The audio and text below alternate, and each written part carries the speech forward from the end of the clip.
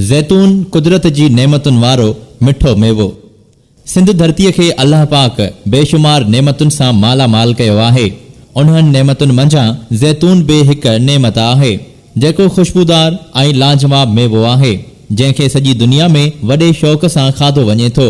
ज़ैतून खे उर्दू ज़बान में अमरूद ऐं अंग्रेज़ीअ में गुआवा चवनि था। जंहिं मेवे खे फारसी या अरबीअ में ज़ैतून चवनि था उन जो अंग्रेज़ी नालो ओलिव आहे। सो हिकिड़ो ॿिए क़िस्म जो मेवो आहे। ज़ैतून शुरूआती दौर में मैक्सिको, उत्तर अमेरिका, ॾखण अमेरिका, कैलिफोर्निया ऐं ब्राज़ील में थींदो हो, जितां पखिड़िजी दुनिया जे ॿियनि मुल्कनि सां गॾु नंढे खंड हिंदुस्तान ऐं सिंध पाकिस्तान में अची पहुतो। पाकिस्तान जे केतिरनि ई शहरनि में हिन मेवे जी मुख़्तलिफ़ जिन्सुनि जी पोख कामयाबीअ सां कई वञे थी। उन्हनि शहरनि में कलात, बन्नू, डेरा इस्माइल खान, फैसलाबाद ऐं सिंध जे लाड़काणे, सखर, खैरपुर मीरस, नौशेरो फेरोज़, हैदराबाद शहरनि में ही मेवो कामयाबीअ सां थिए थो। गारी बीमारी आहे जेकी ज़ैतूननि जी जेकी जूअं लॻंदी आहे अशी उहा विञाए थी जेकी आहे पोइ जेकी ठीकु आहे तमामु महांगा आहिनि, मज़ूरियूं आहिनि, ख़र्च आहिनि, गाॾियुनि जा किरावा आहिनि, बाग़ाई मज़लूम थी विया आहिनि बाबा। ठेकेदार जेके सरमाएदार अॻिते वधी विया आहिनि। बाग़नि में उपत कोन्हे न बीमारीअ जे करे जेकी मज़ूर परेशान, घर जेके कर्ज़नि वारा घर वेठा आहिनि जेकी आहे हेल ई थोरो कुझु न कुझु हेल ई मज़ो थियो आहे पर अञा उहो मज़ो न आहे, रेट सही नथा मिलनि। पाकिस्तान जे ॿियनि शहरनि जी भेट में ज़मीन, मौसम ऐं आबहवा जे लिहाज़ खां ज़िले लाड़काणे में ज़ैतून वॾी कामयाबीअ सां थिए थो।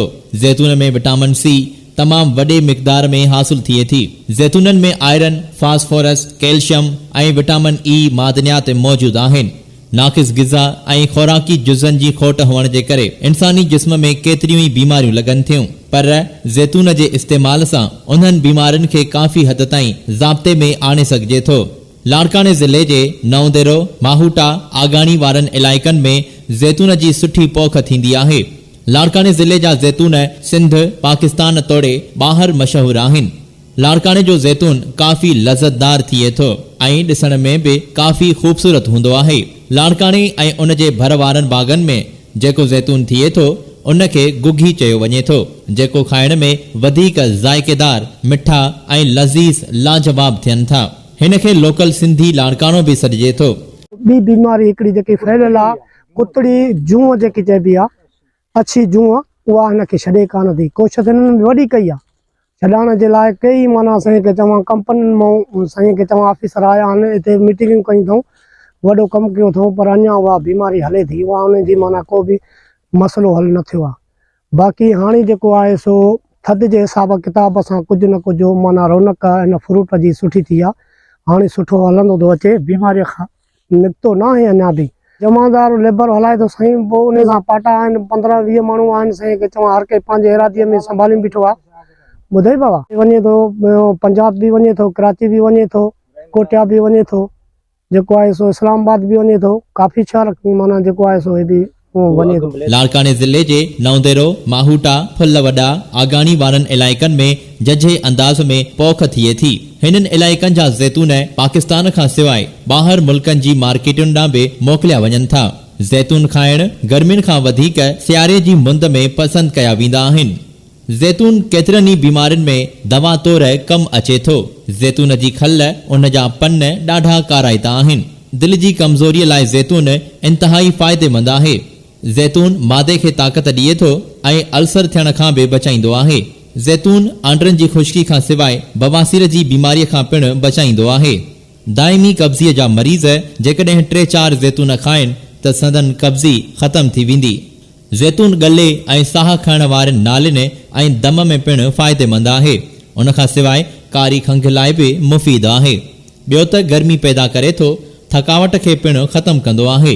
ज़ैतून नज़लो, ज़ुकाम, आवाज़ वहिजी वञण में पिणु मुफ़ीद ऐं काराइतो आहे।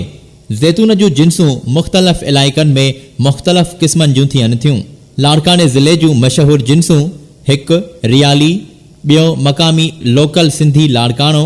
हिन ज़ैतून जो मार्केट में मुल्ह तमामु सुठो मिलंदो आहे। हीअ लाड़काणे जी तमामु कामयाब जिन्स आहे। टियों थधारामी।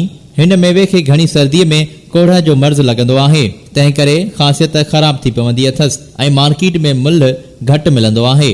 कराची, हैदराबाद, सखर ऐं खैरपुर डिवीज़न में ॿियूं जिन्सूं जहिड़ो कि माल्टो, गोलो, शमलो खां सवाइ नंढे पैमाने ते मेहो, करेलो, वंगो, सुर्ख गोल, सुफ़ेदो, चित्रेदार, रमज़ानी, अलह आबादी, फैसल आबादी ऐं बिना ॿिज वारियूं जिन्सूं पोखियूं वञनि थियूं।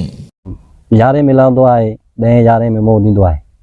हिकिड़ी ॻाल्हि त तव्हां सां पहिरियां इहा असां कयूं त ॿियो 3 साल असांजे वणनि खे लॻल आहे बीमारी हिन खे ज़ैतून खे जूअ जी बीमारी आहे, जंहिंजे करे असांजा बाग़ मुतासिर थिया आहिनि। ऐं ॿियो 3 साल असां माना मज़ो न आहे रिटर्न में रोज़ीअ में। हीअ असां 3-4 क़िस्म ठाहींदा आहियूं बाबा। हीअ पहिरियों नंबर क़िस्म आहे, 1 नंबर हीअ असांजो वेंदो आहे 1700-1800 रुपया। ॿियो क़िस्म आहे 2 नंबर, उहो बि असांजो 800-900 रुपया वेंदो आहे। 3-4 क़िस्म ठाहींदा आहियूं। हिन वक़्तु भाऊ रेट असांखे घटि में घटि थो मिले। हीअ जेका मां शइ ठाही आहे घटि में घटि 3000 रुपए जी आहे। इन जो असांखे वधि में रेट 1500, 1600, 1700 रुपया मिले थो। ख़ासि रेट बि न आहिनि। 3-4 सालनि ठीकु आहिनि। हे बिनरी साहब आहे फार्म आहे। हीअ तमामु वीचारो असांजो ठेकेदार आहे, 2-3 साल धकबो आयो वीचारो। क़िस्म सां हिन जो गुलाबी बि थींदो आहे, अंदरां ॿाहिरां जेको आहे साओ थींदो आहे, अंदरां गुलाबी थींदो आहे।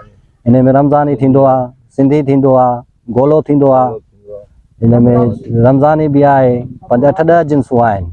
भाऊ चऊं था ईअं त हिन महिल असांजा कचा जेकी पोल्यूशन बाग़ जी लॻी पई आहे, उहो बाग़ में को मालिक कमाए नथो सघे। बाग़ खे बीमारी घणी वठी वई आहे, ख़र्च बाग़नि ते वॾा आहिनि, महांग पियो दौरु लॻो पियो आहे। असांखे चवां हर शइ महांगी शइ आहे, इन करे बाग़ कमाए कान थो, मालिक नथो कमाए सघे। असांखे चवां लफड़े में पइजी थो वञे, ग़रीब माण्हू काॾे वञे। असांखे चवां सर जहिड़ो अॼोको महांगाई पियो दौरु आहे त मज़दूर जी मज़दूरी घटि आहे। हिन वक़्तु जेकी ॾियारी ठहे थी असांजी मुकमल महीने जा 13,000, जेकी ॾियारी थी ठहे 430 रुपया थी ठहे।